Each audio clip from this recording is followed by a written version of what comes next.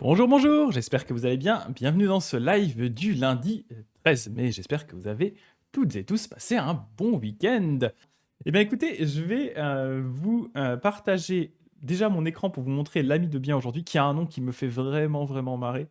Notre ami de bien d'aujourd'hui, donc je vous mets sa petite image, c'est celui-ci. Donc c'est ce monsieur, bon là qui est un peu flou, hein, je suis désolé sur le zoom, et qui a du coup alors j'ai envie de dire une espèce d'hôtel à Bodhisattva, hein. Il a une sorte de grande pagode, et il y a des Bodhisattvas qui bossent à chaque étage de sa pagode. Et donc lui il me fait beaucoup rire, je disais, parce que son nom en fait il s'appelle l'aîné au précieux chignon. Donc voilà, le nom me fait rire, l'aîné au précieux chignon. Je me dis de nos jours on pourrait avoir le Bodhisattva au magnifique mulet, ou... Je sais pas pourquoi le nom me fait rire précieux chignon. C'est très très raffiné d'avoir un précieux chignon. Donc on va voir du coup, hein, c'est l'histoire de ce fameux aîné au précieux chignon et de son palais, parce que c'est un palais en fait, hein, avec des bodhisattvas à tous les étages. Et je voudrais justement en profiter pour vous parler un petit peu de la carrière des bodhisattvas et de son évolution à travers l'histoire du bouddhisme, alors sans rentrer non plus dans des détails de fou, hein, mais voilà, c'est un thème qui est assez intéressant. Alors, je vais vous partager, hop, la lecture. Vous allez voir, le passage est assez court, un petit live assez court ce matin, mais on va avoir quand même 2-3 éléments à discuter qui sont intéressants. Hop, je vous mets ici la lecture, je pousse mon micro pour pouvoir lire, et on est parti. Le Bodhisattva puissance du port du Havre, que disait Dagday, c'est notre nouveau nom de Bodhisattva, Bodhisattva puissance du port du Havre. Alors, on nous dit: quand il eut entendu la méthode de libération du laïc Claire Intelligence, donc la personne qu'il a vue avant, le jeune Soudana vogua sur l'océan de ses mérites. Il en prépara le champ, admira la montagne, approcha le gué, ouvrit le trésor, contempla les principes, purifia la roue, goûta l'accumulation, produisit la force et augmenta la puissance. Donc là, il level up très très fort, hein, notre bon Bodhisattva Soudana, là, il level up très très fort quand il repense à tout ça. Poursuivant son voyage, il se rendit dans la ville du Palais du Lion, où, partout, il chercha l'aîné au précieux chignon. Il le trouva au marché. Donc quand on dit un aîné, hein, c'est donc que c'est une personne laïque en opposition à un moine. Un aîné, donc c'est une personne qui est déjà un peu plus âgée, hein, donc c'est probablement quelqu'un qui a voilà, des enfants, en tout cas qui a un certain âge. Et souvent, l'aîné, quand on parle d'un aîné comme ça va être une personne qui va être un marchand ou quelqu'un qui travaille. Mais voilà, c'est clairement pas un moine. Ça, c'est sûr. Il a boosté ses stats là. Alors, donc il le trouva au marché. L'ayant aussitôt rejoint, il prosterna sa tête sous les pieds de l'aîné avant de le circumambuler d'innombrables fois. Donc c'est ce qu'il fait à chaque fois en signe de respect, bien sûr. Debout devant lui, les mains jointes, Soudana lui dit: Être sublime, j'ai engendré. Oula, pardon, je suis pas sur le bon. Hop, pardon. Soudana lui dit donc: Être sublime, j'ai engendré l'esprit de l'éveil insurpassable, authentique et parfait. Mais je ne sais pas comment les bodhisattvas étudient leur conduite, ni comment ils s'exercent sur leur voie. Auriez-vous la bonté de tout me dire sur cette voie pour que je la suive jusqu'à l'omniscience? Qui demande conseil à l'aîné au précieux chignon. L'aîné prit Soudana par la main et l'emmena chez lui pour lui montrer sa demeure.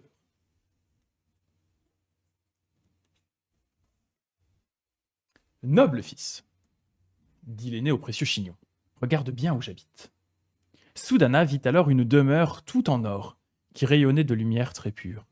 C'était un temple de cristal cerné de murs en argent et flanqué de tours en précieux béryl noir. Euh, ouais, c'est pas trop ça sur le dessin, mais il y a de l'idée. Là, ils ont vraiment essayé de représenter, je pense, un peu ce que les Japonais imaginaient quand ils imaginaient un palais un peu stylé. Donc ça ressemble plus à ça. Donc on n'est pas dans la description littérale, ou en tout cas la retranscription en dessin littéral du sutra, clairement. Les colonnes empilées. Ah, pardon, je vais y arriver. C'est le matin, je me réveille. Les colonnes y empilaient des tridacnes extraordinaires ornés de 100 000 joyaux. Des trônes de lion incrustés de perles rouges s'alignaient sous un dé de joyaux magiques et un filet de perles. Entre des rangées d'arbres couvertes de pierreries, des bassins d'agate débordés de parfums. La demeure était immense. Elle s'élevait sur 10 étages et on y accédait par 8 portes. Soudana entra, s'arrêtant à chaque pas pour bien regarder ce qu'il voyait. Au rez-de-chaussée, il vit que l'on servait à boire et à manger.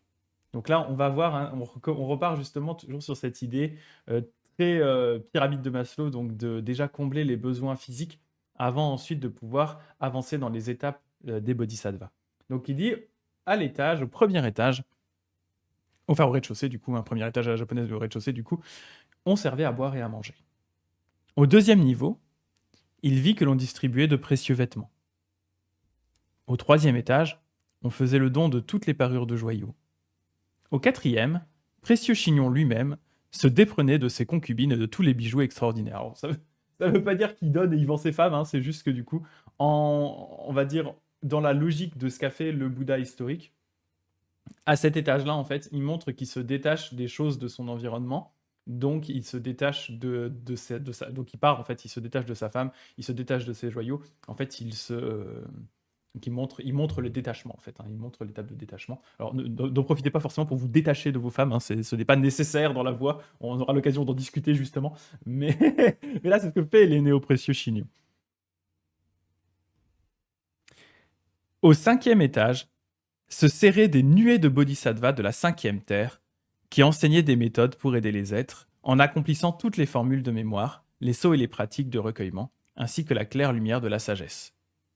Au sixième étage, ne se trouvaient que des bodhisattvas qui avaient accompli la sagesse d'une connaissance très profonde, réalisé dans toute sa clarté l'essence de toute chose, et parfait le recueillement de l'immense formule de mémoire libérée de l'obstacle des voies.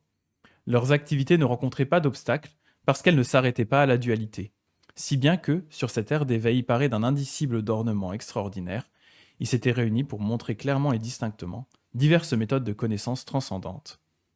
Comme par exemple, donc là il va en lister quelques-unes, hein, la méthode de la connaissance transcendante du trésor de sérénité, la méthode de connaissance transcendante qui excelle à distinguer les formes d'intelligence, la méthode de connaissance transcendante que rien ne peut faire bouger ni changer, la méthode de connaissance transcendante de la claire lumière qui éloigne du désir. Donc là, il faut essayer d'imaginer en fait la beauté à chaque fois de chacune de ces méthodes. Hein. Il n'y a pas derrière de vraies techniques magiques qui sont décrites dans des textes systématiquement. Certaines peuvent exister, mais pas forcément. Donc là, il faut essayer vraiment d'imaginer ce que ça peut être. La méthode de la connaissance transcendante du trésor que nul ne peut enterrer. La méthode de connaissance transcendante qui éclaire la roue des êtres. La méthode de connaissance transcendante du trésor de l'océan.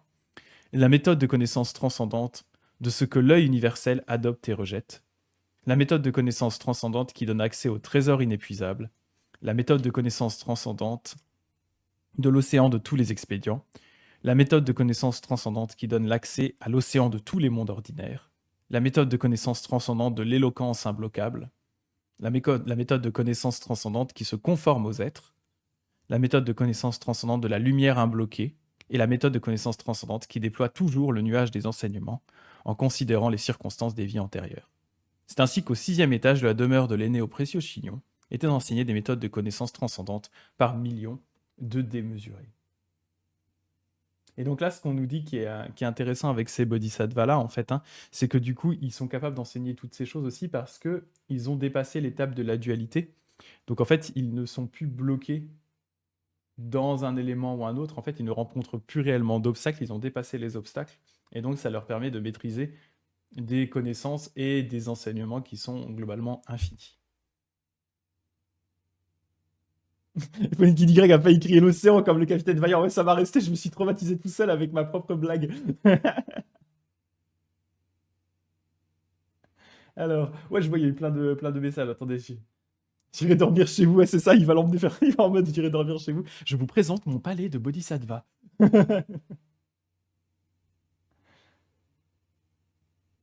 On dirait l'hôtel Overlook dans Shiny. Non, non, non, non, quand même pas. C'est pas parce qu'il est tout rouge que non, non. J'irai atteindre l'éveil authentique et parfait chez vous. C'est ça, c'est ça. Voilà, ma chef, vous êtes en forme, c'est bien, c'est très très bien. Donc à ce sixième étage, on a vraiment les bodhisattvas qui sont à ce niveau vraiment imbloqué, où ils peuvent enseigner toute une quantité impressionnante de méthodes de connaissances. Au septième étage, il y avait des bodhisattvas qui avaient atteint une patience pareille à un écho. Des choses, ils se dégageaient en les examinant distinctement grâce à leur connaissance des expédients. Et cela leur permettait de retenir les enseignements authentiques des Bouddhas qui leur avaient été donnés d'entendre.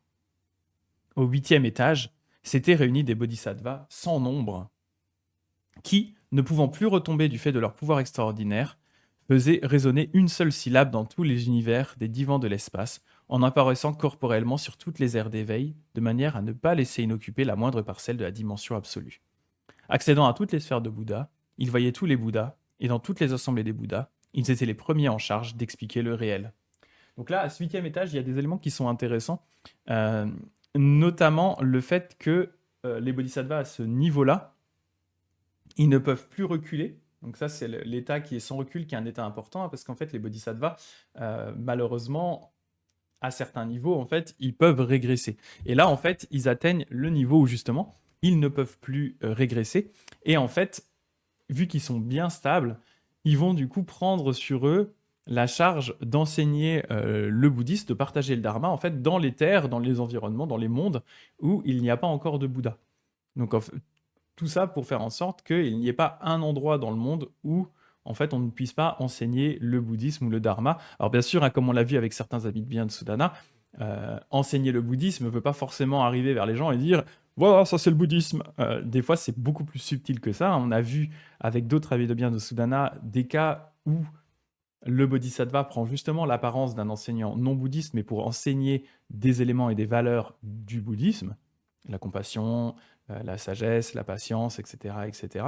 Donc ça va en fait beaucoup plus loin que ça. Et donc, c'est une des charges qu'ont les bodhisattvas de haut niveau, qui est de dire parce que les Bouddhas sont relativement rares, enfin sont très rares, parce que les Bouddhas sont très rares, parce qu'il n'y a pas des Bouddhas partout, eh bien, en attendant l'apparition d'un Bouddha dans un endroit spécifique, eh bien, c'est eux qui vont faire le taf pour ne pas laisser les gens dans la souffrance. Ils vont aider les gens à se libérer de la souffrance partout dans les mondes, même ceux où il n'y a pas de Bouddha. Voilà. Oui, c'est comme dans Qui veut gagner des millions, il y a des paliers, c'est exactement ça, exactement ça. Ils ont atteint un palier, là, du coup, ils peuvent plus retomber en arrière, ils sont sûrs d'avoir validé ça déjà derrière. Exactement. On continue, on nous dit, au 9e étage, s'étaient réunis des bodhisattvas liés par une seule vie. Donc ça veut dire, en fait, c'est les bodhisattvas qui n'ont plus qu'une seule renaissance avant de devenir un Bouddha. Donc c'est, dans notre cas, c'est l'équivalent de Maitreya, le fameux futur Bouddha, qui, pour l'instant, s'entraîne dans un des mondes des dieux, et qui, au bout de quelques milliards d'années, va finir par renaître dans notre monde pour devenir un Bouddha, en tout cas suivant les légendes bouddhistes. Donc il y a cette idée, alors quand ils disent, voilà, du coup, lié à une seule vie, ça peut être une vie qui dure plusieurs milliards d'années, ça peut être long, mais tout ça pour dire qu'effectivement, les bodhisattvas du 9e étage, en fait, ce sont ceux qui sont vraiment sur le point de devenir des Bouddhas. Donc ils ont vraiment qu'une seule vie, et en fait, dans cette vie suivante qui va arriver, ils sont censés, d'après les légendes, reproduire le schéma assez classique du Bouddha historique Shakyamuni, c'est-à-dire naître en tant que prince, se rendre compte de la réalité de la mort, de la maladie, de la vieillesse, rencontrer un mendiant ou enfin, un renonçant, un religieux qui va leur donner envie de pratiquer la voie, quitter leur famille, se mettre en quête de la voie, pratiquer les austérités, atteindre l'éveil sous l'arbre de Bodhi, etc., etc. Donc en fait, toutes ces étapes classiques du Bouddha Shakyamuni qui font sa légende, en fait, sont censées être reproduites par chacun des Bouddhas comme au moment où il atteint justement cette dernière naissance, puisqu'après, en fait, il atteint ce niveau où, ben, du coup, il est complètement sorti du cycle des naissances et des morts. Et comme on l'avait vu, alors là je fais un petit aparté, comme on l'avait vu dans certains sutras Mahayana, cette légende du Bouddha Shakyamuni, en fait, pour certains, c'est un avatar, en fait, hein, ce Bouddha qui va du coup montrer tous ces différents éléments-là. C'est un avatar didactique, c'est un avatar qui a pour visée d'enseigner aux gens, mais le vrai Bouddha, qui est atteint par ces bodhisattvas du coup du 9e niveau, qui sont prêts à renaître, eh bien c'est un Bouddha qui est beaucoup plus large, entre guillemets, que ça, qui comble l'entièreté de la dimension absolue et qui est là, en fait, qui derrière va projeter des corps d'apparition qui vont justement démontrer ces différentes étapes du Bouddha Shakyamuni. Alors, je vais faire un aparté parce que je vois dans le chat et ça me fait rire. Eponine qui dit, alors attends, on en est où? C'est comme la Tour Raven Arena d'Hunter x Hunter avec des checkpoints. Oui, c'est clair. C'est clair. Non, mais justement, oui, ça me fait rire parce que En fait, Hunter x Hunter, donc il y a un manga, un animé qui est vraiment excellent, bien entendu. En fait, moi, c'est un manga que j'ai commencé à suivre au moment où il sortait en France, au tout début où il sortait en France. Vu que moi, je suis de 85, quand les premiers tomes sont sortis, je sais plus quel âge j'avais, mais j'avais 13-14 ans dans ces zones-là. Et du coup, en fait, j'ai vraiment commencé à suivre Hunter x Hunter dès le début. Et en fait, à cause de Togashi et malheureusement son rythme de parution, j'ai dû mettre un peu de côté au bout d'un moment parce que j'arrivais plus à suivre. Les tomes, ils sortaient trop lentement, en fait. Et j'ai un peu lâché. Et en fait, là, on s'y est remis tout dernièrement avec Sophie. On était on est en train de regarder la Hunter x Hunter. Et du coup, j'en étais justement à la passage avec Gulli qui dit, avec Netero qui utilise la technique de Hyakushi Canon, donc les 100 aspects de Canon, et on rigolait beaucoup avec Sophie, avec le fait que donc Netero, ce personnage de Hunter x Hunter, il invoque Canon pour foutre des énormes mandales à ses ennemis. Et ça me faisait tellement rire en tant que bouddhiste. T'invoques Canon, tu te prends une énorme droite de Canon dans ta face. Et je sais pas, c'est semi-blasphématoire, mais le personnage est tellement stylé en même temps que ça me faisait vraiment beaucoup rire. Voilà, il leur faut pas beaucoup pour faire rire, hein, mais je trouvais ça tellement marrant de dire. C'est un peu comme si t'avais quelqu'un qui invoquait Jésus pour te foutre des énormes patates, quoi. Ça me fait vraiment rire. Voilà. Et voilà, du coup, quand j'ai vu Hunter x Hunter, j'ai reconnu Canon. Mais voilà, quand tu connais Canon, tu comprends un petit peu mieux la logique derrière. Mais ce qui est intéressant, c'est ce personnage de Netero, dans le sens où sa pratique est liée quand même à une notion de gratitude, en fait, qui est quand même une notion bouddhiste qui est très importante, en fait, où il dit lui-même qu'il passe énormément de temps à prier, à méditer. Et en fait, il développe sa technique. En fait, une fois qu'il a réussi à maîtriser sa technique au niveau, il l'a poussé jusqu'au bout de ce qu'il pouvait faire. Le reste du temps qu'il a dans sa journée en dehors de l'entraînement, il le passait à prier et à méditer, en fait. Et ça, c'est assez intéressant comme logique derrière. Donc, en fait, il renforçait derrière son mental par la prière. Et en fait, à chaque fois, il émet de la gratitude. Alors, lui, c'est de la gratitude pour le fait qu'il puisse envoyer des grosses mandales. Mais c'est intéressant, en tout cas. Voilà, c'était un petit aparté sur Hunter x Hunter et la technique de Netero. Euh, la droite de la non-dualité, la gauche de la grosse compassion. Mais oui, ouais, c'est drôle. Et Gulli qui dit en vrai le blasphème ça fait beaucoup trop rire, genre Jésus en mode hippie, le Bouddha en vacances à Ibiza. Mais oui, moi j'adore Jésus et Bouddha pour ça, hein, ça me fait vraiment beaucoup rire en fait.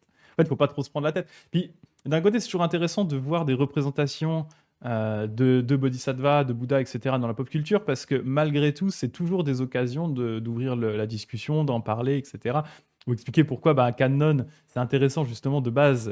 Canon, elle a 1000 bras, ou 100 bras ou 1000 bras, peu importe, pour aider le plus d'êtres possible, parce que chaque bras représente une façon d'aider les êtres, et derrière, effectivement, transposer ça en mode combat où chaque main est une forme de mandale dans ta face, c'est ouais, c'est drôle, mais du coup, ça ouvre la discussion sur ce concept de bodhisattva.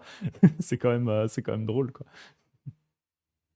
Donc, il nous disait effectivement, donc sur la 9e terre, il y a donc ces bodhisattvas qui sont vraiment à la limite de devenir un Bouddha. Ils n'ont plus qu'une seule renaissance avant de eux-mêmes pouvoir devenir des Bouddhas.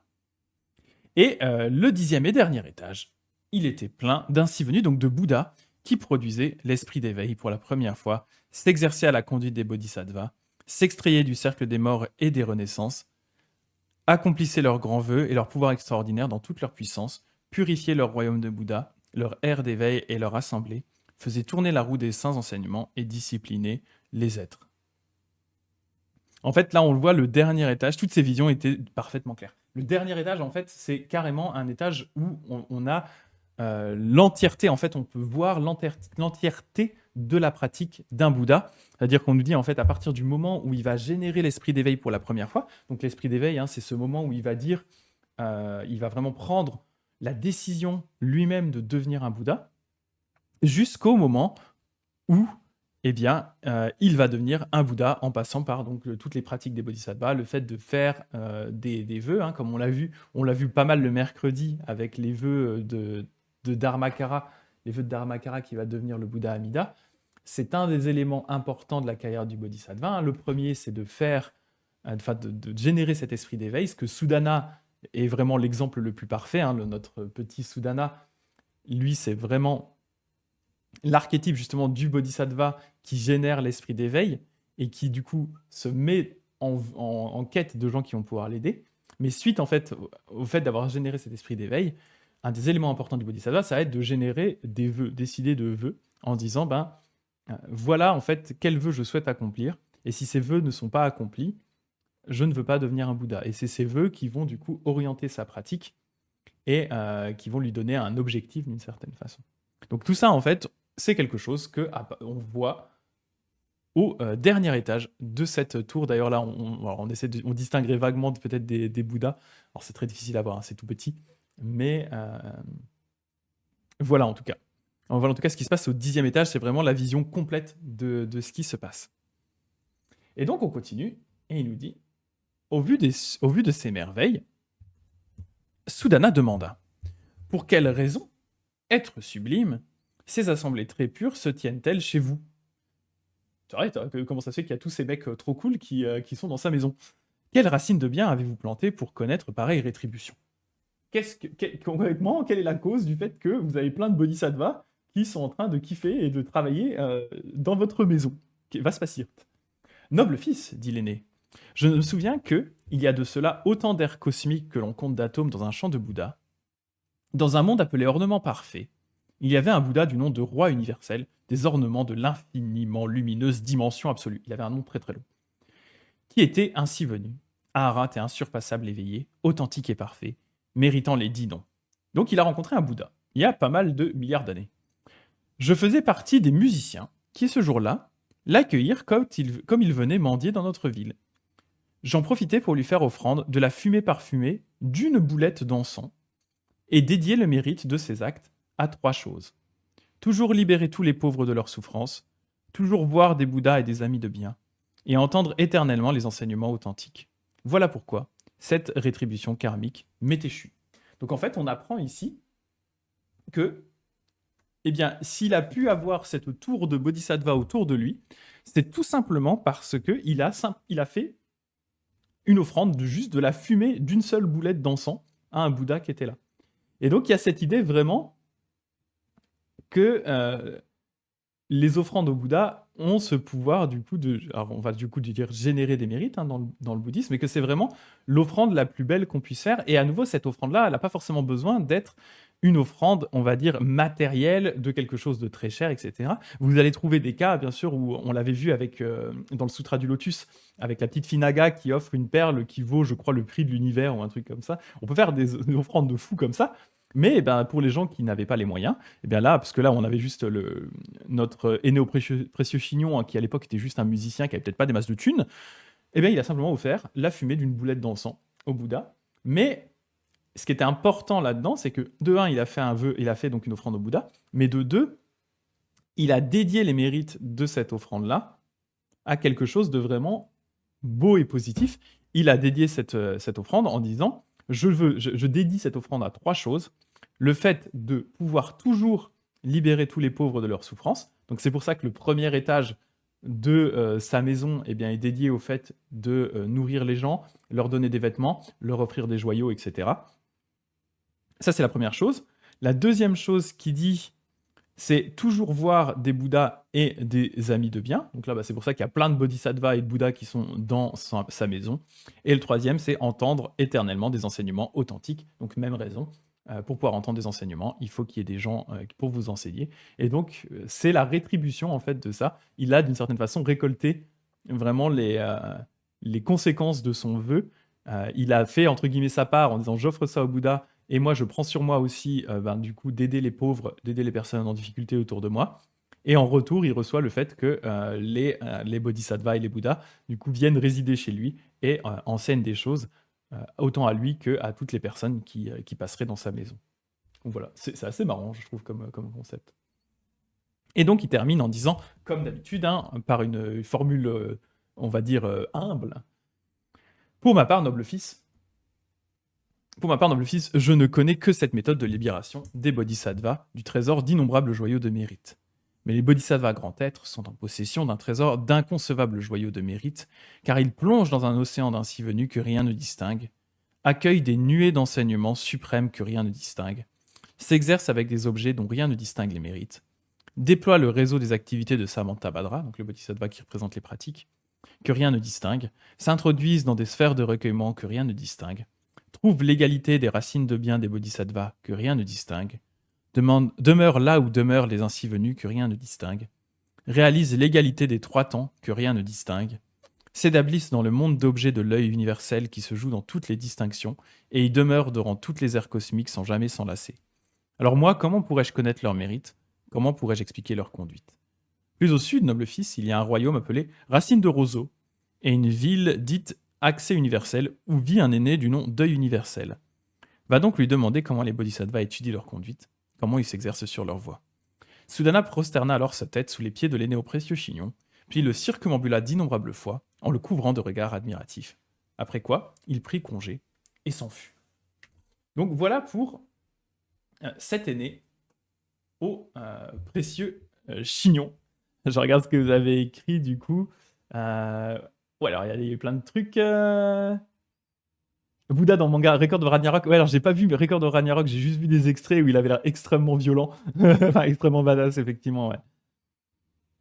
Et Moria qui dit bonjour, Bonze, serait-ce indiscret de demander dans quel milieu professionnel tu évolues? Alors, j'ai un parcours professionnel bizarre. À la base, moi, je suis ingénieur biomédical. J'ai été ingénieur biomédical dans une entreprise de produits dentaires pendant 10 ans. Je m'occupais de la partie, on va dire, plus. Alors, c'est assez compliqué, mais en gros, je m'occupais de tout ce qui était marquage CE et s'assurer que les produits médicaux étaient suffisamment bien documentés et bien testés pendant leur développement pour qu'on n'ait pas de problème avec les autorités de santé à travers le monde. Donc, s'assurer qu'on allait avoir un produit qui serait sûr, efficace, sans qui allait pas casser dans la bouche des gens, etc. Donc, j'ai fait ça pendant une dizaine d'années, ouais, 10 ans, vraiment 10 ans, de 23 à 33 ans, j'ai fait ça. Et ensuite, ma femme Sophie a lancé une formation de japonais qui s'appelle Objectif Japon, parce qu'elle était prof de japonais en prof particulier depuis pas mal d'années. Et en fait, quand elle a lancé ça, c'était en plein pendant la période Covid. Donc moi, je me suis retrouvé à travailler à mi-temps parce que ma boîte avait globalement fermé, à part mon service et un ou deux autres. Donc moi, je travaillais à mi-temps depuis chez moi, j'avais un mi-temps à côté. Donc j'ai commencé à aider Sophie à créer la formation, à monter les vidéos de formation, l'aider à faire des exercices et tout, parce que j'ai aussi un certain niveau en japonais qui est pas trop mauvais. Et du coup, en fait, à terme, on s'est retrouvés à travailler ensemble. Et donc, en fait, je suis devenu le co-gérant de notre entreprise, qui a maintenant, on est maintenant 8 dedans. Donc, je suis passé de ingénieur biomédical à co-gérant d'une entreprise de cours de japonais. Et maintenant, en fait, je suis en train doucement de me libérer de cette partie-là pour pouvoir me consacrer plus dans le détail au bouddhisme aux enseignements. Et puis, il y a aussi ma propre culture, études, etc., de philosophie et bouddhisme, pour pouvoir continuer à vous proposer des contenus qui sont un petit peu intéressants. Donc voilà, un milieu professionnel un peu bizarre, hein. J'en suis du coup à ma... Si on considère mon état de bonze comme une reconversion, j'en serais du coup à ma deuxième reconversion professionnelle. Et j'ai quasiment 40 ans, hein, je suis plus vieux que j'en ai l'air. Voilà. Et Ponine qui disait ils sont un peu serrés sur l'illustration, les bodhisattvas. Non, ça va! Ça va, ok, ils sont un peu stack au-dessus. Les mecs, surtout au-dessus, là, parce que ça devient de plus en plus petit, ils sont un peu stack. Mais voilà. Ah, c'est drôle ce que tu dis, Gulli. Les vœux de Bouddha, ça me rappelle les jeux de quand j'étais petite, du genre, si je marche sur les lignes droites, les lignes noires du carrelage, je meurs dans les flammes. C'est tellement. C'est vrai, c'est drôle, il y a un peu de ça. Pas du bol de Curly. Eh, salut, salut, Master Jambon, hein, pour le follow. Excellent. Oui, et Samantha Badra, moi aussi, ça me fait bien rire le nom, hein. Je l'appelle toujours. Moi, je l'appelle Samantha, en fait. Ça me fait très rire de l'appeler Samantha, donc je l'appelle Samantha. Mais ça me ferait nom Samantha, nom de famille Badra. Voilà. Mauret qui dit ce serait intéressant de mettre dans ta bio. Ouais, après, je sais pas, j'ai pas forcément. Enfin, c'est intéressant, mais c'est pas directement lié à ce que je fais maintenant, donc je sais pas vraiment si ça aurait une grosse valeur ajoutée. Euh, Mais oui, après tout, pourquoi pas? Mais je pense, enfin, parce que là, en fait, vu que ça n'a pas vraiment de rapport avec ce dont je parle, sauf le côté japonais où bien sûr, là oui, nettement plus, mais le reste, un petit peu moins. C'est la tour Montparnasse des Bodhisattvas, effectivement, effectivement. Et donc, je voulais vous parler un petit peu de cette histoire de carrière des bodhisattvas et de son évolution. Alors, de façon assez simple, hein, je ne vais pas rentrer dans l'énormément de détails parce il y a des gens qui ont fait des thèses sur la carrière des bodhisattvas. J'ai un livre derrière moi qui parle de la carrière des bodhisattvas suivant l'Avatamsaka Sutra. C'est l'équivalent d'une thèse, un bouquin comme ça, juste sur ce sujet. Donc, je ne vais pas rentrer là-dedans à ce niveau-là. Mais ce que je voulais discuter avec vous, c'est plutôt l'évolution du concept. Où en fait, de base, la carrière du bodhisattva, en fait, c'est une carrière qui est très très longue. Une carrière qui va s'étendre sur plusieurs milliers de milliards d'années, hein, de plusieurs milliers d'ères cosmiques, hein. On parle souvent d'ères cosmiques dans le bouddhisme pour Ah oui, tiens, vous savez, ouah, alors attends, on a Monsieur Jambon qui a l'air chiant. Monsieur Jambon, ça se trouve le fact est hors sujet, donc c'est j'attends le ban, on va voir. Je regarde et je guette. Je parle de là, du coup, donc de ces 50, donc c'est justement cette carrière qui est très longue, donc on parle en ère cosmique. Les ères cosmiques, c'est censé être vraiment des périodes extrêmement longues. Donc la carrière du Bodhisattva, typiquement, est censée prendre une période extrêmement, extrêmement longue, plusieurs ères cosmiques. Et elle va être, dans les textes traditionnels, découpée en 52 étapes. On commence à parler de 52 étapes. 52 étapes qui vont souvent commencer du coup donc qui vont commencer toujours par le fait de générer l'esprit d'éveil, et les premières étapes vont être liées justement à la foi, c'est-à-dire le fait de se dire qu'on va nous-mêmes pouvoir devenir un Bouddha, on a foi dans ses enseignements, ce qui est assez logique vu qu'on commence à suivre la voie bouddhiste.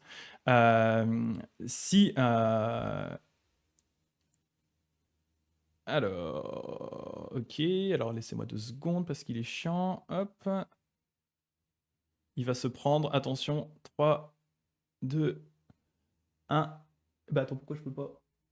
Et à son corps. Ah ouais, attention, 1, 2, 3, mandale de canon, 1, 2, 3, mandale de canon. Yeah. Voilà. Hop là. Je comprends pas trop les. Il s'est pris la mandale de canon. Je comprends pas les gens qui viennent s'abonner sur la chaîne, qui viennent follow la chaîne et qui derrière font les trolls. C'est vraiment débile. Déjà, ça gonfle mes stats de façon pourrie au niveau follow. Et, euh, et puis, je sais pas trop. Ils ont l'air de se faire chier. Je sais pas. Bref. Anyway, on parlait donc du coup 52 étapes. Donc vous imaginez 52 étapes, c'est extrêmement long. Et donc on a vraiment des sutras qui vont vous décrire dans le détail chacune de ces étapes de la carrière du Bodhisattva. Donc, il faut vraiment imaginer, c'est comme dans un RPG avec des niveaux. Vous allez prendre des niveaux de Bodhisattva, et donc vous allez pouvoir grader comme ça. Et donc, il y a des sutras qui sont censés miroiter, ou en tout cas illustrer, la carrière du Bodhisattva. Et un exemple assez connu de ça, c'est justement le sutra que j'appelle Avatamsaka, donc le sutra qu'on appelle Kegon en japonais, qui est donc cet énorme sutra, c'est vraiment plusieurs volumes en anglais. Ça, c'est un tiers de l'Avatamsaka, un seul tiers. Et donc, en fait, dans ce texte, les commentateurs vont essayer justement de retrouver les étapes de la carrière des bodhisattvas. Et une illustration encore un peu plus concrète de ça, c'est justement notre sutra de l'entrée dans la dimension absolue, qui, pour rappel, est le dernier livre de l'Avatamsaka. En fait, c'est un sutra qui a circulé de 2 façons différentes, soit en tant que livre à part, donc comme là, typiquement, là, c'est juste un one-shot, c'est un livre en lui-même, soit comme tout dernier chapitre, et donc un sacré gros chapitre, un gros chapitre de l'Avatamsaka. Et en fait, comme de par hasard, Sudana, il va rencontrer dans ce texte 52 amis de bien pour 52 étapes de Bodhisattva. Et donc, il y a des commentateurs qui vont essayer de montrer en fait en quoi chacun des amis de bien de Sudana est la représentation d'une étape de la carrière du Bodhisattva. En disant, par exemple, premier ami de bien, c'est donc la première étape de la carrière de Bodhisattva pour telle et telle raison. Alors, ils le font. Et si vous voulez avoir l'exemple, en fait, ça c'est le tome 2, c'est le sutra. Et en fait, ça vient dans un coffret avec un tome 1. Et en fait, le tome 1 contient le commentaire d'un laïc qui s'appelait Li Tongxua, qui justement va faire ce travail d'essayer de relier chaque ami de bien à la carrière du Bodhisattva. Donc 52 amis de bien, 52 étapes de carrière. Donc vraiment faire le parallèle en disant le premier c'est la première étape, le deuxième c'est la deuxième étape. Donc Li il essaye de faire le premier travail, enfin ce travail-là dans le premier tome. Des fois c'est honnêtement très tiré par les cheveux. C'est pour ça que moi je rentre pas forcément là-dedans parce que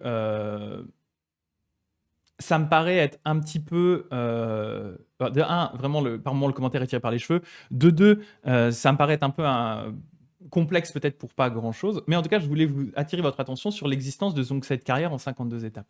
Le problème, c'est que vous doutez bien que 52 étapes qui se répartissent sur plusieurs milliers d'ères cosmiques, au bout d'un moment, les gens ils vont se dire il n'y a pas un raccourci.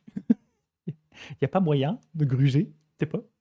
Et donc, en fait, c'est là où on va voir une évolution, justement, dans ce concept de la carrière de Bodhisattva, où on va essayer voir du coup, des écoles du bouddhisme, essayer de la contracter au maximum. Déjà, une des choses qui va être faite, notamment dans les sutras de l'Avatamsaka, donc l'école Kegon, l'école qui se base sur ces sutras, donc sur le sutra Avatamsaka et sur du coup notre sutra de Sudana, une des choses qui va être faite, c'est de dire que en réalité, chacune de ces étapes contient en elle-même l'entièreté de toutes les étapes. Alors c'est un petit peu bizarre à dire, mais une des thèses importantes de l'Avatamsaka, c'est de dire que justement, il y a une interpénétration complète de toutes les choses. Donc ça veut dire que, suivant cette logique-là d'imbloquance des choses, qui veut dire par exemple que l'idée de l'Avatamsaka, c'est de dire que l'unité peut contenir le multiple, donc c'est-à-dire qu'au sein de l'unité, on peut avoir toute l'infinité du multiple, le multiple peut contenir l'unité, les différents éléments d'unité sont également imbloquants entre eux, donc ils peuvent s'interpénétrer. Alors ne prenez pas de métaphore sexuelle pour ce que je viens de dire. Et le multiple se pénètre avec le multiple, s'interpénètre dans le multiple. Le multiple contient le multiple. Alors c'est très bizarre et abstrait dit comme ça, mais suivant cette logique-là, il y a cette idée de pouvoir dire que du coup, la première étape de la carrière du Bodhisattva contient déjà en elle-même le germe, la graine de l'entièreté de la carrière du Bodhisattva. Donc voilà. Et vu qu'en plus, dans l'Avatamsaka, on a aussi cette idée que du coup, les trois temps s'interpénètrent également, le passé, le présent et le futur, vous voyez le mishmash. Donc ça a été une première tentative, on va dire, d'alléger cette carrière de Bodhisattva, c'est de dire que du coup, dès la première étape, en fait, toutes les étapes sont déjà plus ou moins incluses dedans. Et que derrière, il faut quand même les faire, mais que voilà, il y a déjà quand même ça qui est inclus. Ensuite, on va avoir des écoles du bouddhisme qui vont, elles, réellement essayer de contracter cette carrière du Bodhisattva. Et un exemple, et je vais vous lire ici un extrait, c'est notamment ma branche Jodo Shinshu, dans laquelle Shinran, en fait, le fondateur de l'école, a une vision assez intéressante de la carrière du Bodhisattva et des feintes qu'on peut prendre. Je vais vous lire un peu ça rapidement. Tac. J'ai ici, je vais zoomer un peu. Tac. J'ai ici donc c'est mon propre site. Hein. C'est un extrait du Shoshinge. Donc le Shoshinge, c'est le poème qu'a écrit Shinran qui résume ses enseignements qu'on trouve dans son ouvrage majeur, le Kyogyo Shinsho. C'est un poème qui, donc en 30 stances, qui du coup va décrire vraiment la vision qu'a Shinran du bouddhisme. Et donc j'ai traduit ce poème-là et j'ai à chaque fois ajouté des commentaires. Donc j'ai fait une page par commentaire. Et ceux qui sont intéressés, j'ai ici le PDF de mon commentaire complet qui fait une 60aine de pages. Anyway. Donc là, il parlait en fait de la lumière du Bouddha. Il dit voilà, telle la lumière donc qui est du coup imbloquée. Il dit mais telle la lumière du soleil quand elle est obstruée par des nuages brumeux, sous ces nuages la clarté règne, il n'y a plus de ténèbres. Donc il disait qu'en fait les nuages, ce qu'il disait dans le poème juste avant, en fait, c'est que les nuages de notre ignorance bloquent d'une certaine façon, ou nous cache la lumière du Bouddha, mais que malgré le fait que les nuages de notre ignorance cachent la lumière, c'est comme dans la vraie vie, en fait, même si vous avez des nuages qui cachent la lumière du soleil, il fait quand même jour en dessous. Donc il disait ça, et ce qui était surtout important, c'est ça, celui qui obtient cette foi l'observe, la révère et s'en réjouit grandement, instantanément coupe au travers des 5 mauvaises destinées par un saut transversal. En fait, ce que Shinran va appeler saut transversal, c'est sa vision du raccourci par rapport à la carrière des bodhisattvas. Donc je voulais vous en parler un petit peu. Je vais aller justement là où j'en parle directement.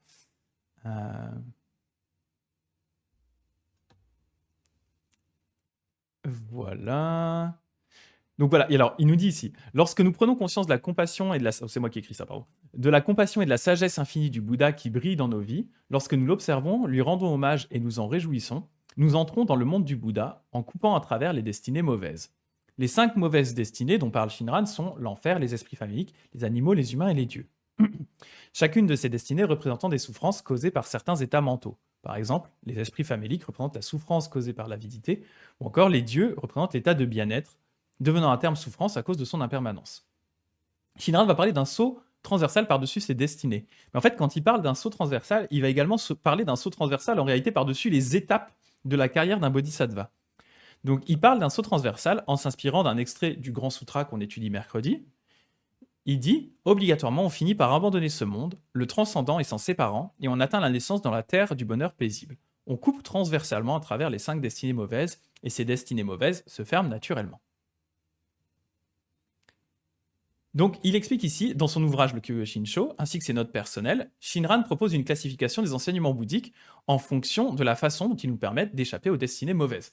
Donc, ce que je disais, souvent les moines vont faire des tier listes de trucs. Et donc là, Shinran, il a une tier list qui est basée sur l'efficacité et la simplicité qui permet de sauter par-dessus les mauvaises renaissances. En fait, aussi cette simplicité par laquelle on va pouvoir atteindre l'état de Bouddha, donc sauter par-dessus les étapes des bodhisattvas. Il nous dit, il y a saut et étape. Déjà, il y a deux catégories, les sauts et les étapes. Les enseignements qui procèdent par saut permettent d'atteindre la bouddhéité très rapidement, en une seule vie. Donc là, on saute par-dessus les étapes de bodhisattva. Les enseignements qui procèdent par étapes permettent d'atteindre la bouddhéité seulement après un temps très long. Donc là, c'est typiquement les enseignements de l'Avatamsaka. Transversal et longitudinal, ces deux catégories se réfèrent à la difficulté des pratiques nécessaires pour atteindre la bouddhéité. Les enseignements qui sont transversaux permettent d'atteindre la bouddhéité par une pratique très simple. Pour Shinran, il s'agit des enseignements de la voie de la terre pure basés sur le Nembutsu. Les enseignements qui sont longitudinaux demandent des pratiques complexes et difficiles. Il s'agit là de l'enseignement de la voie, ce qu'on appelle la voie des sages, que Shinran estime hors de portée des personnes ordinaires. Et donc, comme moi je suis un bon geek, j'ai fait un diagramme. Vous avez fait un diagramme.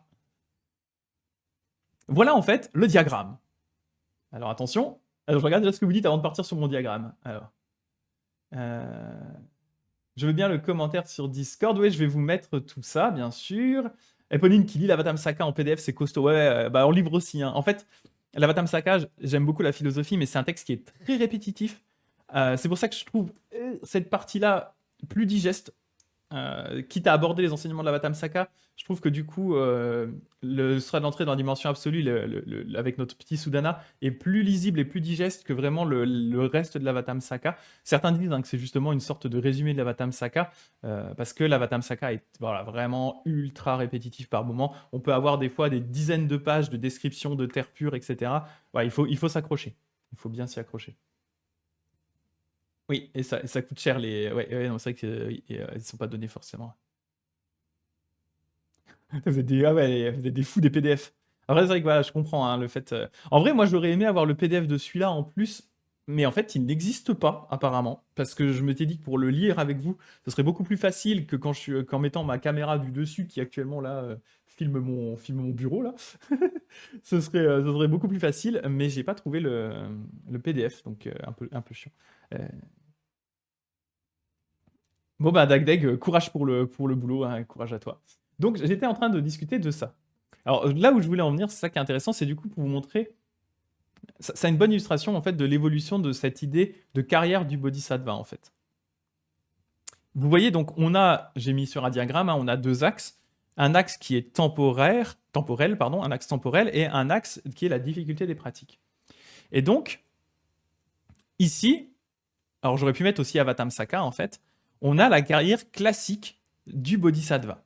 C'est-à-dire, c'est une pratique qui va se faire, c'est une évolution qui va se faire étape par étape, donc sur un temps très très long, comme on disait, plusieurs périodes cosmiques, et qui va demander également aux pratiquants énormément de pratiques, hein, tout simplement. C'est des pratiques qui sont complexes, ce que Shinran appelle la voie des sages, c'est-à-dire voilà, des pratiques méditatives complexes, voilà, quelque chose qui est assez complexe. Alors, attendez 2 secondes. Il y a un deuxième mec qui vient de se prendre une mandale de canon gratos. Hop. Mais il s'était déjà fait... il s'était fait shooter par... Nightbot l'avait reconnu. Nightbot m'avait dit « Ah, attention, il mériterait une mandale de canon peut-être. » Donc, il s'en est pris une. Et donc, ça, c'est ici qu'on placerait justement notre sutra hein, de l'entrée dans la dimension absolue se situerait ici, en fait. Donc, il prône une carrière de bodhisattva qui est longue, avec des pratiques complexes. Shinran, il va mettre ici les pratiques ou les écoles qui proposent de réaliser cet état de bodhisattva, enfin cet état de Bouddha, en une seule vie, ou en tout cas dans un temps très très court. Il va mettre ici le Zen et le Shingon. Donc le Zen et le Shingon, hein, rappelle, le Zen, donc le Zen tout le monde connaît. Shingon, c'est une école ésotérique dont justement, un des points principaux, c'est de dire qu'on peut devenir un Bouddha dans cette vie-ci. C'est ce qu'ils appellent Sokushin Jorobutsu, cette idée de pouvoir devenir un Bouddha dans cette vie-ci en pratiquant comme un Bouddha via des paroles de Bouddha avec les mantras, la gestuelle des Bouddhas via les mudras et la pensée d'un Bouddha via les visualisations. Oh putain, le mec revient avec un autre compte. Waouh! Ah, ça a l'air d'être un chiant. Trop bien. Et donc, on a ici ces écoles qui, du coup, vont déjà proposer de raccourcir la carrière du bodhisattva en une seule vie. Mais là où pour Shinran, ça pose un peu problème, c'est que ce reste quand même des écoles qui vont demander des pratiques complexes. Il va falloir méditer, il va falloir pratiquer des austérités, notamment avec le Shingon, hein, c'est des pratiques qui sont très complexes. Donc, pour Shinran, c'est bien, c'est plus court, mais c'est pas encore parfait. Et donc, pour Shinran, lui, ce qu'il va dire, c'est que ce qu'il propose avec la voie de la terre pure, en fait, c'est ce qu'il appelle un saut, donc un élément qui se ferait, une pratique qui se ferait en une seule vie, une transformation en Bouddha en une seule vie, via un saut qu'il appellerait transversal, parce qu'en fait, on va éviter les pratiques complexes. On va aller en diagonale à travers les pratiques complexes. Et donc, pour ça, pour lui, il faut s'en remettre au Bouddha Amida, et justement faire en sorte que ce soit le Bouddha, on s'en remet à la pratique du Bouddha, en fait, plutôt que d'essayer nous-mêmes par notre ego de friter notre ego, et bien en fait, on s'en remet à la pratique du Bouddha Amida. Donc voilà, tout ça pour vous dire que vous voyez ici à quel point, eh bien en fait, les écoles vont essayer de casser ce concept de carrière graduelle du Bodhisattva très très longue, déjà en simplifiant, en proposant des écoles qui disent « Ah ben on va pouvoir devenir un Bouddha en une seule vie », et ensuite derrière des cas comme Shinran qui vont vous dire « En réalité, les pratiques complexes ne sont pas nécessaires tant que vous vous en remettez au Bouddha Amida ». Donc voilà un petit peu cette idée. Alors je regarde un petit peu, parce que juste, j'étais pas remonté, il y a eu beaucoup de discussions.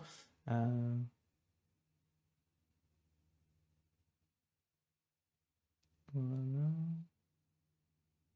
Oui, alors oui, juste oui, parce que là vous voyez que je banne sans trop de considération, mais les gens qui viennent vraiment en troll, j'ai aucun scrupule à les ban, hein. Ça me fait chier parce que moi j'aurais bien envie de parler de bouddhisme un peu avec tout le monde et tout, mais le but c'est qu'on soit dans une ambiance qui soit un peu décontractée, un peu cool, un peu sympa, et puis surtout où on puisse avoir des discussions de façon ouverte et saine. Donc si les gens viennent juste pour faire chier, je dégage et puis c'est tout quoi. À un moment, ça me rappelle la scène dans les Simpsons où Moe fout Barney dehors et le mec repop derrière lui. Ouais, voilà, c'était ça. Le mec, il a plusieurs comptes et il vient faire chier avec plusieurs comptes. T'as envie de dire, gars, enfin, trouve-toi un hobby, fais quelque chose de ta vie, je sais pas, trouve-toi quelque chose de sain pour t'amuser, hein, parce que là, si ta vie c'est ça, c'est pas fun, hein. C'est vraiment pas fun. Donc voilà, en tout cas, je voulais vous parler un petit peu de cette idée. Je trouvais ça intéressant et aussi, il faut comprendre derrière ce qui est intéressant, bien sûr, c'est cette idée de dire ben, les gens cherchent toujours à avoir des raccourcis, c'est normal. Mais il y a aussi un aspect, alors j'ai presque envie de dire un peu commercial derrière, hein, même si bien sûr les gens qui définissent ça, Shinran le premier, c'est des gens qui croient réellement à ce qu'ils enseignent, hein, bien sûr. Mais historiquement, alors je pense pas que ce soit le cas de Shinran, parce que Shinran pour lui, c'est vraiment, il cherchait vraiment un moyen simple et efficace qui marcherait pour lui, et il l'a trouvé. Mais historiquement, cette idée de raccourcir la carrière de Bodhisattva pouvait aussi avoir une forme d'attrait un peu, on va dire, vraiment commercial avec des énormes guillemets, hein. Mais l'idée de dire, viens dans mon école, parce que moi, je te propose pas de devenir un Bouddha en 1000 vies. Je te propose pas de devenir un Bouddha en 10 vies. Je te propose de devenir un Bouddha en une seule vie, si tu viens dans mon école. Parce que nous, on a la technique qui marche. Nous, on a la technique, on n'a pas besoin de faire des milliers de vies à se casser le cul, à pratiquer. Nu. Tu viens chez nous, et hop, en une vie, tu deviens un Bouddha. Donc, vous voyez un peu, bien sûr, cette idée-là de... voilà, essayer de simplifier tout ça pour essayer aussi, d'une certaine façon, d'attirer les gens.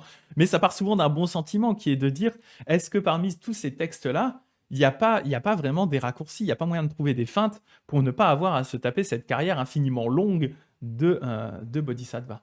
Et en fait, Shinran, lui, il va carrément dire que, eh bien, en fait, il y a des Bodhisattvas type Maitreya, donc le futur Bouddha, qui lui a choisi en fait de prendre le chemin long. Donc en fait, il n'y a pas de souci à aller là. Il y a des gens qui ont envie de prendre une carrière de Bodhisattva qui sera ultra longue, de faire toutes les étapes dans l'ordre, en mode, voilà, en mode carré. Et il y a des petits feinteurs ou des gens qui se sentent pas les épaules de faire ça, qui cherchent des méthodes plus courtes. Et donc, Shinran lui propose une version des méthodes plus courtes. Le Zen et le Shingon en proposent également d'autres. Donc voilà, je vais finir. Qu'est-ce que j'avais écrit ici? Je ne me souviens plus moi-même de ce que j'ai écrit. Comme on peut le voir ci-dessus, pour Shinran, la voie de la terre pure qui se base entièrement sur les vœux du Bouddha Amida, celle que nous atteignons lorsque nous plaçons notre confiance dans la compassion et la sagesse du Bouddha, est la voie la plus rapide et efficace pour atteindre la bouddhéité. La raison étant que comme elle se base sur un pouvoir qui est en dehors de notre ego, cette force infinie qui dépasse complètement notre ego, elle apporte des résultats optimaux en un minimum de temps et d'effort. La voie par étapes transversale fait également partie de la voie de la terre pure. Ah oui, alors il y a cette voie-là. Je ne vais pas rentrer dans le détail parce que c'est un peu compliqué.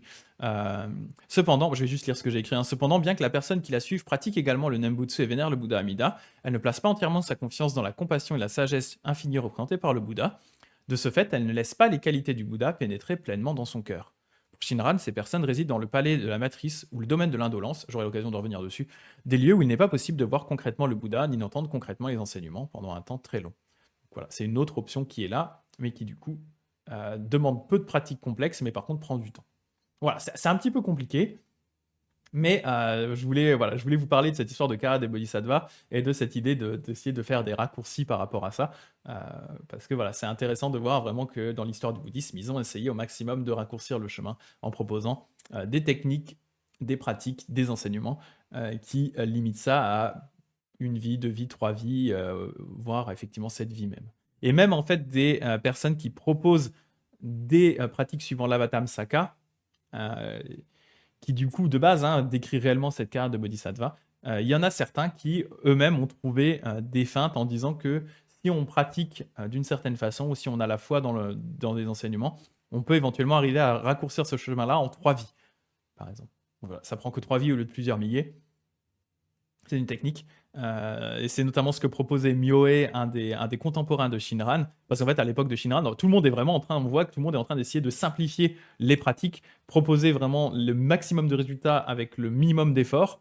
Vraiment essayer de sélectionner ce qui marcherait le mieux pour leur époque. Et donc, c'est là où on voit émerger le zen, c'est là où on voit émerger la tradition de la terre pure. Et Myoe, qui lui est un moine qui est à la fois Shingon et Kegon, il a les 2 casquettes, il a à la fois Shingon et Avatamsaka, va proposer une voie qui permet d'atteindre l'état de Bouddha en 3 vies seulement. Voilà. Il faut 3 retries, tu fais 3 retries et t'y es. Voilà. Vivi qui dit quand ton mari te dit non mais je connais un raccourci chérie, voilà, il faut choisir le raccourci aussi qui vous convient. Parce qu'à nouveau, derrière, chacun va vous proposer ses pratiques, chacun va vous proposer ses raccourcis et tout. Mais en fait, l'important, c'est pas tant le raccourci ou la pratique, l'important, c'est plutôt qu'est-ce qui résonne avec vous, qu'est-ce qui vous donne envie de pratiquer, en fait.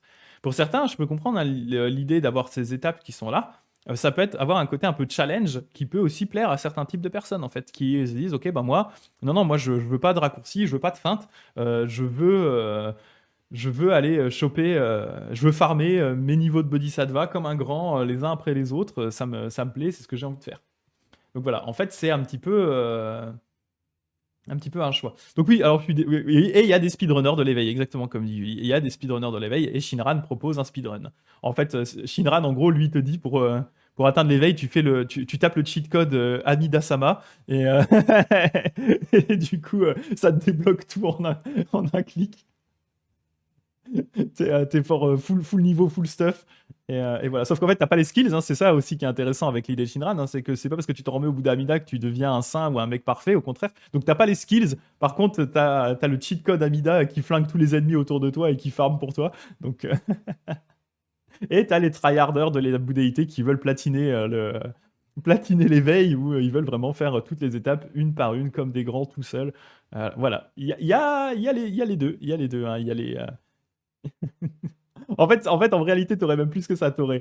Si on voulait rester dans l'analyse, enfin vraiment l'analogie geek, t'as les tryharders, c'est vraiment la Vatamsaka, c'est les mecs qui veulent platiner le truc à 100%, faire toutes les étapes une par eux-mêmes. T'as les speedrunners de l'éveil, où là, c'est plutôt les mecs type Zen ou Shingon, c'est-à-dire qu'il faut du skill, mais ils vont trouver le raccourci, mais il faut les skills pour y arriver. Et derrière, t'as les mecs qui font les cheat codes, où là, c'est le Jodo Shinshu. Où tu fais les cheat codes pour arriver directement avec tous les avantages, tous les trucs, où t'es juste tranquille à te balader dans le jeu et t'as aucun problème. Voilà, on va dire, t'as les trois archétypes. Le cheat code, le speedrunner et le tryharder. Le complétiste, le platineur. Voilà. Des fois, ça aide, ces petites comparaisons. On est sur Twitch quand même, merde. 2-3 comparaisons de jeux vidéo, ça mange pas de pain. Donc voilà, oui, alors je suis désolé, c'était peut-être un peu compliqué. Je vois le diagramme et tout, mode vendredi. Même si effectivement, même vendredi, on n'est pas allé jusqu'à faire des diagrammes. C'est un peu compliqué, mais je trouvais que c'était intéressant parce que j'avais vraiment envie de vous expliquer voilà, cette évolution de l'idée des étapes des bodhisattvas, à quel point au bout d'un moment ça a fini par être un peu, enfin pas très satisfaisant pour les gens, apporter plus de contraintes, ou en se disant ah, est-ce qu'on peut pas faire quelque chose avec cette carrière parce que c'est un peu longué, est-ce qu'on peut pas feinter un petit peu quoi. Et les gens cherchent à feinter, c'est normal, hein, on est tous pareils quoi.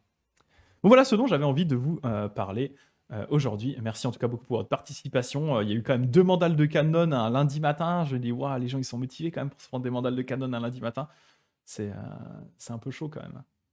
Et putain, c'est chiant, j'aimerais bien dégager les gens qui follow pour faire troll parce que derrière, comme je dis, ça flingue mes stats. Moi, j'aime bien me dire que les gens qui suivent la chaîne, ben, c'est des gens qui sont intéressés par ça. Donc ça me permet de me dire, bah voilà, il y a des personnes qui sont intéressées, etc. Quand j'ai un master jambon derrière ou des gars qui écrivent des conneries, voilà quoi. Bah bon, anyway, c'est pas, c'est des détails. C'est des détails. Voilà, j'espère qu'en tout cas c'était intéressant, que vous en avez quand même retiré quelque chose. Ne vous prenez pas trop la tête avec mon diagramme, hein, bien entendu. C'était pas le but. Mais j'avais envie de placer aussi un petit peu de Jodo Shinshu par rapport à justement pour montrer un peu la différence par rapport à cette carrière classique. Voilà. Donc voilà en tout cas tout ça.